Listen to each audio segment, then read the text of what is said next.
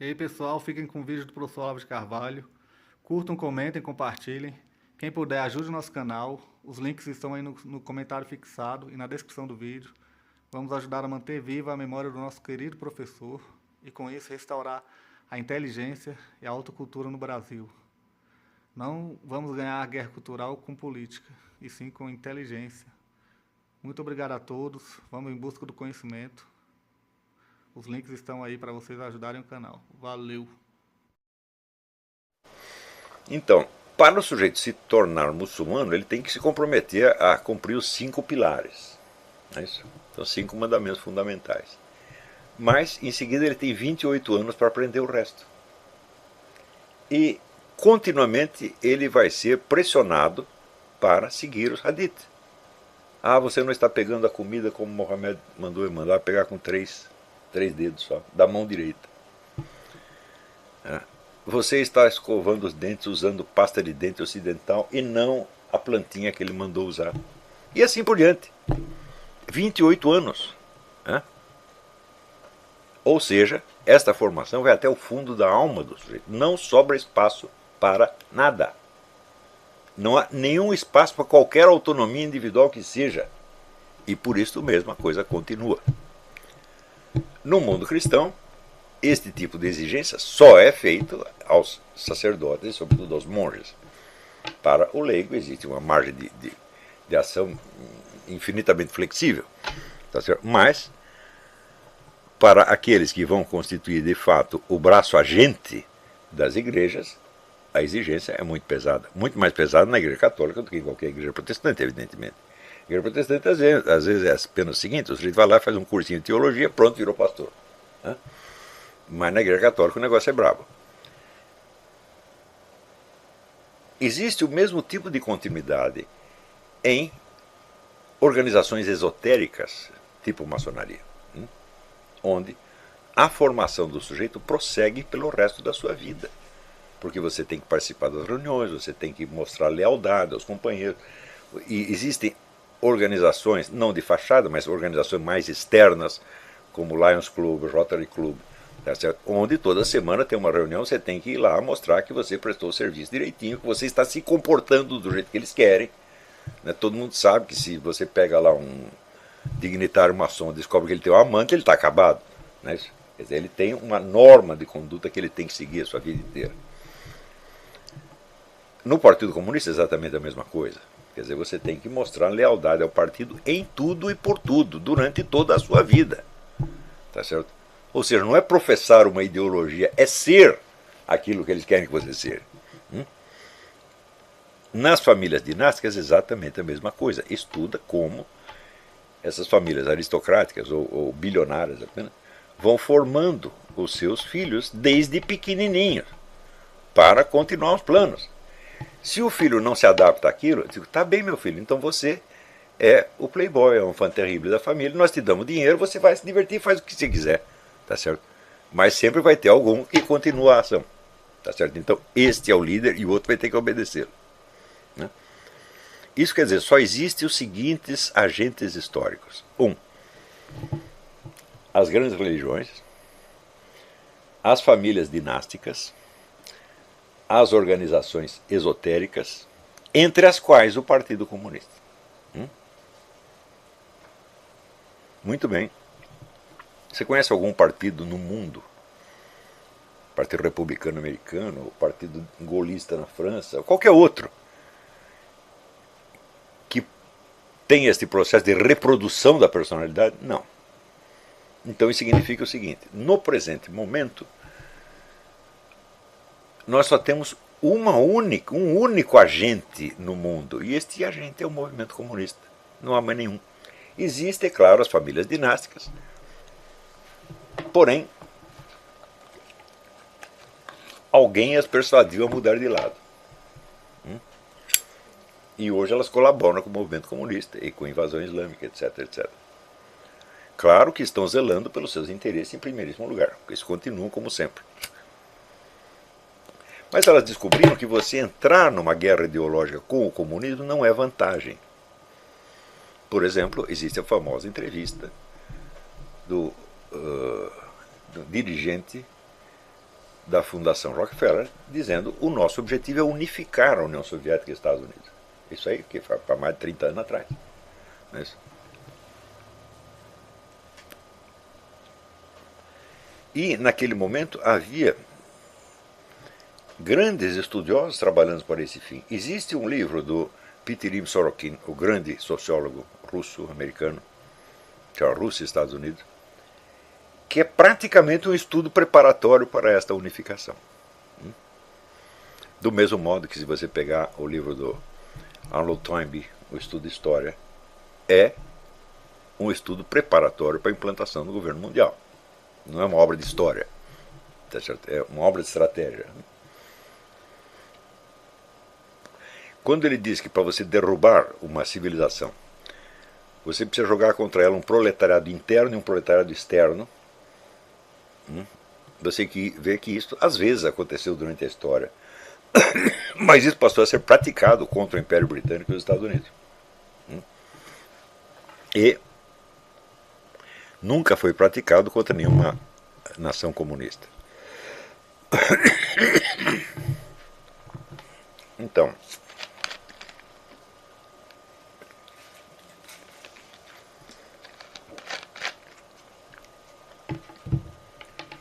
em contraposição ao movimento comunista, que já tem um século e meio de continuidade, existência contínua,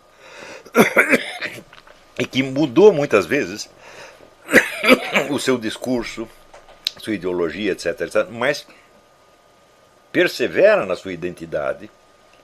Quer dizer, hoje eles podem estar lutando pela socialização dos meios de produção, amanhã pela liberação da mulher, ou pelo gaysismo, ou pelo abortismo, ou seja lá, pelo que for. Os agentes são os mesmos e a concentração de poder é a mesma.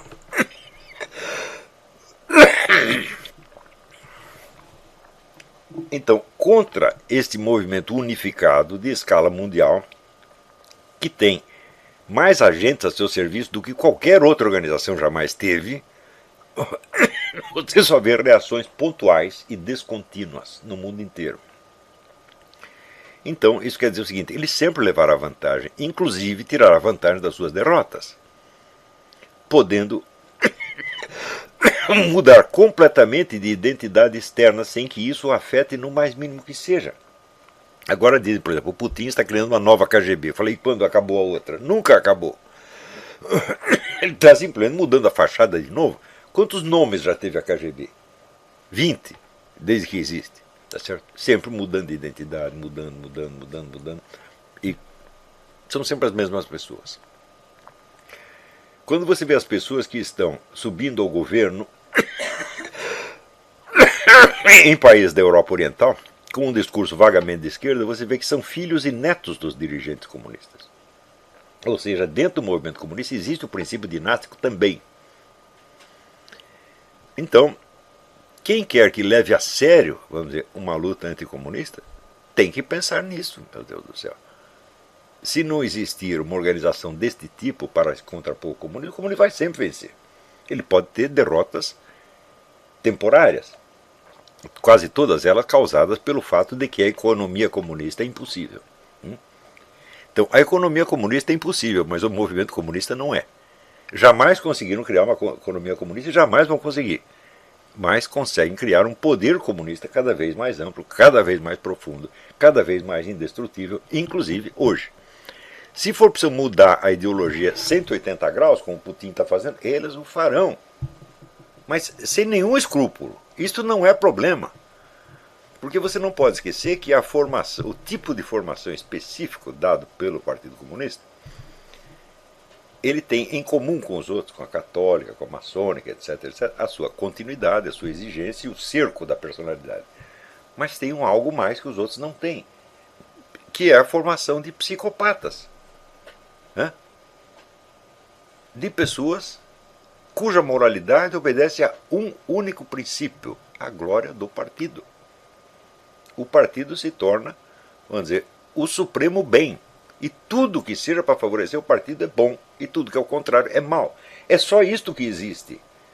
Isto quer dizer que para um comunista a perspectiva de matar 1 milhão de pessoas, por exemplo, pode ser uma obrigação moral.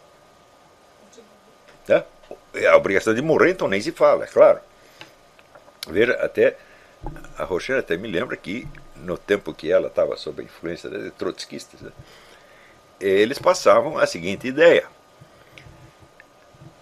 se você perdeu tudo na briga com o adversário, você pode conquistar uma vitória pela sua morte. A sua morte é uma vitória.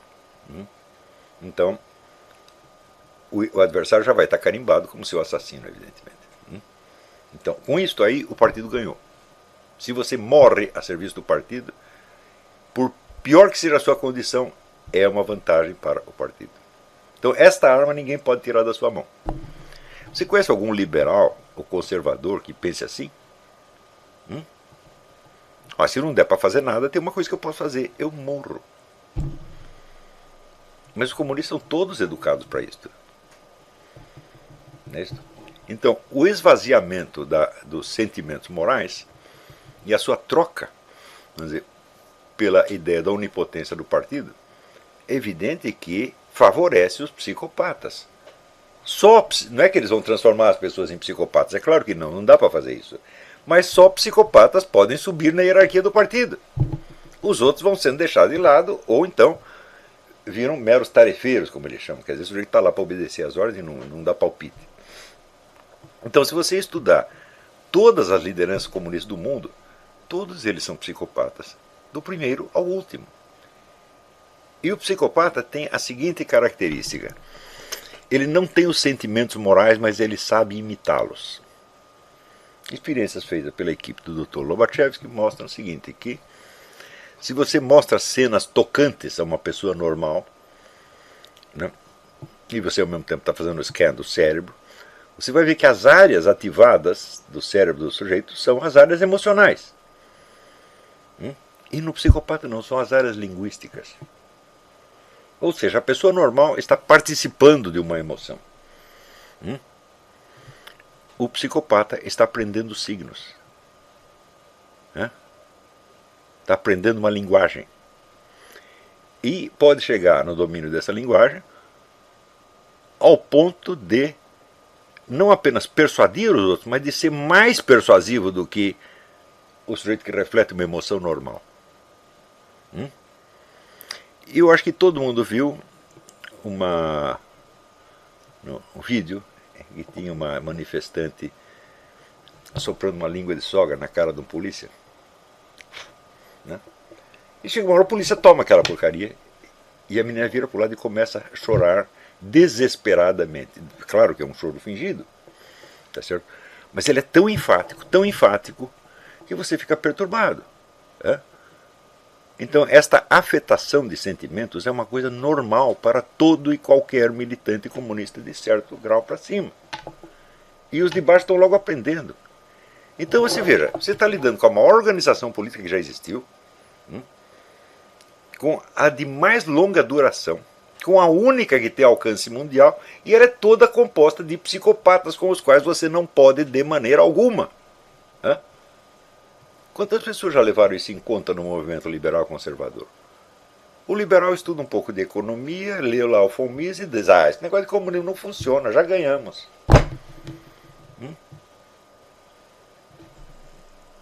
Então, é o seguinte, você está lidando, por um lado, com pessoas de uma malícia ilimitada, tá certo? Sem nenhuma complacência, e por outro lado, você tem um jovem adolescente entusiasmado com ideias que ele leu em von Mises, né? Quando não em Ayn Rand, né? Que é, vamos dizer, do ponto de vista, vamos dizer, da defesa do hemisfério ocidental, o que pode haver de mais destrutivo.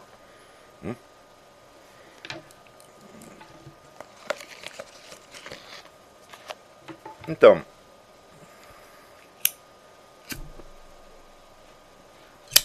essa é a situação na qual nos encontramos. Quando eu fiz aquele artigo, Estudar antes de falar, em parte eu tinha em vista o que eu estou dizendo aqui. Ou seja, é preciso conhecer esse movimento comunista em profundidade. E quando eu falo comunista, não é aquele que é comunista ex-professo, que sai aí falando da socialização dos meios de produção. Não. Isso é apenas um discurso ideológico, gente. O discurso ideológico pode mudar. O Partido Comunista pode mudar de discurso em 24 horas e todo o pessoal obedece. Né? Então, por exemplo, até 1933, 34, o discurso comunista internacional era a destruição da burguesia e a implantação da propriedade pública dos meios de produção. De repente, muda 180 graus e diz, não, nós temos que cultuar os valores positivos da burguesia, a democracia, os direitos humanos, etc, etc. E com isso eles criaram o que eles chamavam na França o Front Popular. E um monte de conservadores, tá certo, que estavam, como é que se diz, angustiados já de ver o crescimento do movimento comunista, respiraram aliviados. Agora eles são nossos amigos. Né? O governo americano abriu as portas do seu serviço secreto para a entrada maciça de comunistas. Né? Então, a CIA já nasceu infiltrada de comunista até a goela. Né? E, ao mesmo tempo, a propaganda internacional comunista atribui todos os males do mundo à ação da CIA. Eu digo, ora, peraí, quantos funcionários tem a CIA? Quantos agentes tem a CIA? Isso não dá para completar um comitê municipal do Partido Comunista, gente. É? Então, a KGB tinha 800 mil funcionários só dentro da União Soviética. É? E mais toda a rede de partidos comunistas no mundo. Você não tinha uma única cidade do interior onde não tivesse pelo menos um agente do Partido Comunista. E qualquer militante comunista pode ser obrigado repentinamente a abandonar o trabalho usual do partido e passar para a clandestinidade para trabalhar diretamente para a KGB. Leiam o livro do Whittaker Chambers, Witness, onde ele foi um desses, assim como ele outros milhares.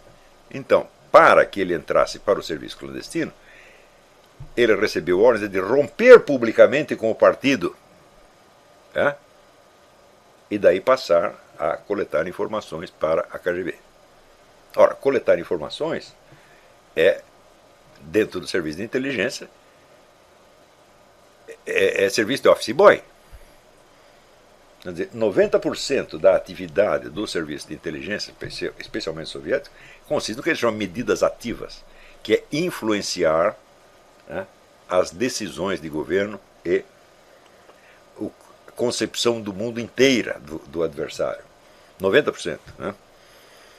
Ora, quando a Diana West publicou o livro American Betrayal, mostrando que a penetração comunista no OSS e na CIA já não era mais uma infiltração, mas era uma ocupação, houve um monte de conservadores que reagiram indignados, entre os quais David Horowitz, Ronald Radosh e a dupla Earl Haynes e Harvey Clare, que são historiadores do movimento comunista. E eles asseguravam o seguinte: jamais houve penetração no governo. A ação da União Soviética nos Estados Unidos era apenas de espionagem, coleta de informações. Bom, esta afirmação é impossível por si mesma. Ela é contraditada por toda a história. E, no entanto, você vê líderes conservadores e historiadores de primeiríssima ordem fazendo o possível para abafar a coisa. Então, isto quer dizer que a União Soviética chegou a controlar a visão que o seu adversário tem de si mesmo. Ou seja, ele só fica sabendo o que nós queremos que ele saiba. E quando chega uma informação a mais, ele mesmo vai desmentir. Alguns farão isso por quê? Porque são agentes da KGB. Outros farão isto por quê? Porque são pessoas iludidas, são meninos de ginásio, apesar de toda a sua experiência e cultura, etc, etc, etc. E outros farão isso ainda por patriotismo. Ou seja, não podemos admitir essa humilhação. Não podemos admitir que eles nos fizeram de idiotas esse tempo todo. Então vamos encobrir. É a mesma coisa que aconteceu com o problema dos documentos do Obama. Todo mundo sabe que os documentos são... A coisa mais bem provada do universo é que os documentos do Obama são falsos. Esse problema de onde ele nasceu e se ele é elegível ou não, tudo isso é secundário. Tá certo? A única coisa material que existe é esta. Material é provada, os documentos são falsos. Então o cara se elegeu sob falsos pretextos. Ele jamais teria o direito de ser presidente dos Estados Unidos. E é apenas um usurpador, um farsante. Esta é a verdade. Só que isso demorou para aparecer. Quem soltou essa informação em primeiro lugar foi uma jornalista de segunda ordem chamada Debbie Schlussel, que tem fama de ser um pouco maluca. E quando ela soltou, evidentemente todo mundo rejeitou, pelos 3 motivos. Um, rejeitaram porque estavam trabalhando para os comunistas e islâmicos. Outros rejeitaram por vergonha, e outros rejeitaram por autodefesa patriótica automática. Tudo isso, meu filho, é calculado.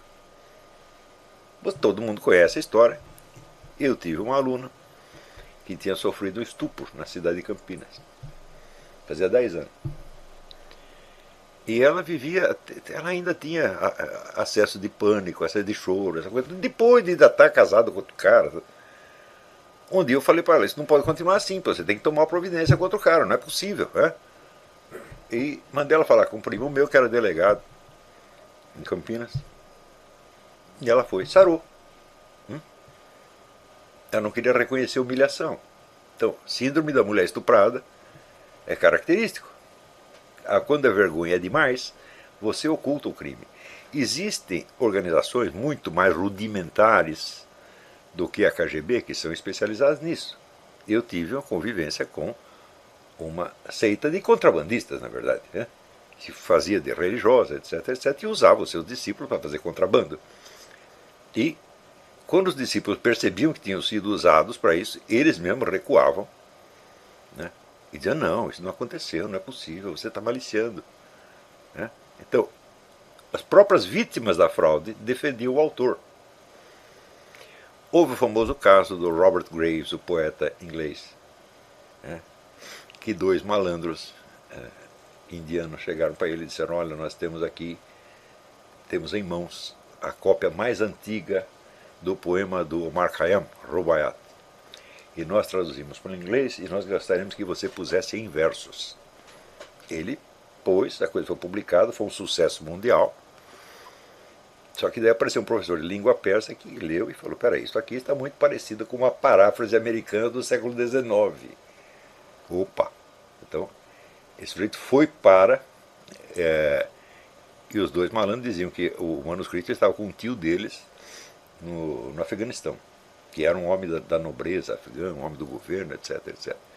Então esse professor foi para lá procurar o tal do tio. O tio, o cargo mais alto que ele tinha exercido na vida era de chofer do primeiro-ministro. E o que o tio falou para ele? Cara, que manuscrito nada, esse meu sobrinho é um vigarista. Assim. Muito bem, o Robert Graves morreu com 80 e tantos anos, negando até o fim que ele tivesse sido feito de trouxa por vigaristas orientais. Então, este truque, vamos dizer, do envolvimento da vítima, tá certo? Num processo de paralisia por vergonha do vexame, isso é... Olha, até uma seita vagabunda consegue fazer isso, mas na KGB, meu Deus do céu. Então, isso eu aprendi na vida. Falar, quando fizerem você de trouxa, você diga assim, me fizeram de trouxa. Eu não sou mais inteligente do que esses caras, pô. Daí você se liberta. Daí você exorciza a coisa. Mas,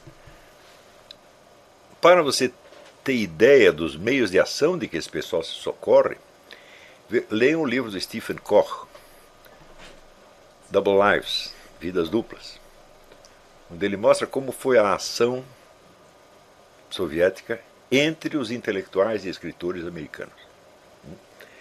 Eles arrumavam pessoas para casar com esses fulanos e passar a vida junto com eles, fazendo de trouxa e usando para fins úteis à União Soviética. Agora você imagina o sujeito que depois de 20 anos de casado descobre, minha mulher era agente soviética, ela me sugeriu isso e aquilo e eu fiz. O sujeito vai confessar? Só se for um herói moral fora do comum. Mas se fosse um herói moral fora do comum, já não teria caído nessa. Eles fizeram isso com Felix Frankfurter, que foi juiz da Suprema Corte. Fizeram com Sinclair Lewis, o autor do romance Babbitt e Rua Principal. E com muitos outros. Este é o nível de profundidade da ação de um serviço de inteligência como o soviético. Os outros serviços secretos não conseguem fazer isso. Por que não conseguem? Porque eles são baseados na estrutura do Estado. E a estrutura do Estado, ela, primeiro, ela não molda os seus servidores com a profundidade com que o Partido Comunista, ou a Igreja Católica, ou o Islã moldam os seus seguidores. Você apenas fez o concurso, você está lá, virou um funcionário público.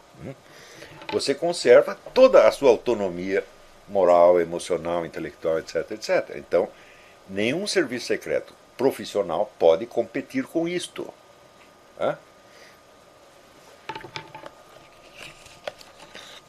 Então, governos não podem competir com isso. Para fazer face a isso, só se existisse um movimento de igual profundidade com um comprometimento tão profundo quanto este. Como isso não existe, então, o que aparece no lugar, às vezes, são certos movimentos radicais que tentam competir com o comunismo usando as armas dele, como o movimento fascista e nazista. Mas são movimentos puramente emocionais, gente. De uma superficialidade atroz. Então, como é?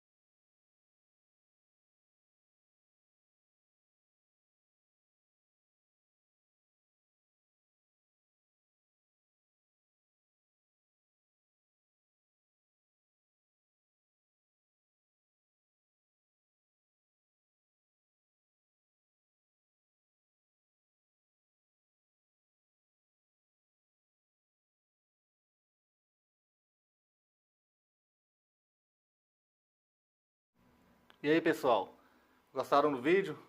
Curtam, comentem, quem não for inscrito ainda, se inscreva no canal e ajude a divulgar o conhecimento e, com isso, preservar a memória do professor Olavo de Carvalho. Muito obrigado a todos. Curtam, comentem, compartilhem. Vamos lá, pessoal. Valeu! E aí, pessoal do canal, tranquilo?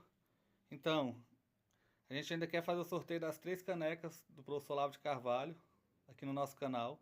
Mas para isso a gente tem que chegar a 120 mil inscritos no canal. Então compartilhe, comente, curta. Mande nosso canal para os seus amigos, parentes, para todo mundo se inscrever e a gente chegar a 120 mil inscritos. Apoie o nosso canal, quem tiver condições, para a gente continuar aí no YouTube, no Telegram e também no Instagram e Twitter. Sempre trazendo conhecimento e falando a verdade aí para todo o Brasil e para o mundo. Valeu, tamo junto. Fique com o vídeo. Forte abraço. Deus, pátria, família e liberdade. Valeu! E aí, pessoal, tranquilo? Então, se inscrevam no canal, comentem, curtam, compartilhem. Isso ajuda bastante o nosso canal. Quem quiser ajudar a gente de outra forma, os links estão aí na descrição do vídeo. Temos Apoie-se, tem o apoio coletivo e também quem quiser ser membro ou participar da nossa vaquinha. Sigam nas redes sociais, os links estão aí na descrição do vídeo. Então é isso aí, sempre com Deus, pátria, família e liberdade por um Brasil melhor. Valeu, pessoal, fiquem com Deus.